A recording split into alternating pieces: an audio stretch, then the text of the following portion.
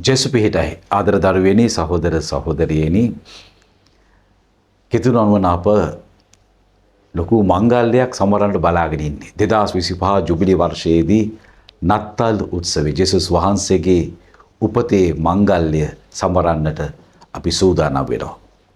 ඔබගේ දේවස්ථානයේ මංගල්‍යයක් තියේදී දින 8ක ඥානකාන්තියක් පැවැත්වෙනවා. නුවාන පවත්වනවා. ඒ වගේම තමයි මේ මහා මංගල්‍ය සමරීම සඳහා සති 4ක කාල පරිච්ඡේදයක් තියෙනවා සූදානම් වන්නට. අද ඉරුදින ආගමන සමයේ පළමු ඉරුදින තේමා වන්නේ බලාපොරොත්තුව.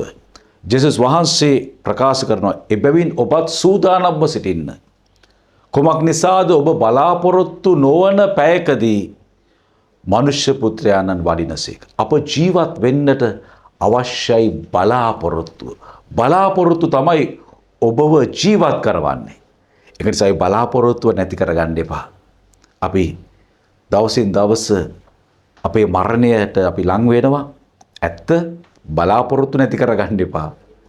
යේසුස් වහන්සේව දකින උන්වහන්සේගේ මුහුණට මුහුණ දකින විනිශ්චය කරන දවස අනිවාර්යයෙන්ම සිද්ධ වෙනවා.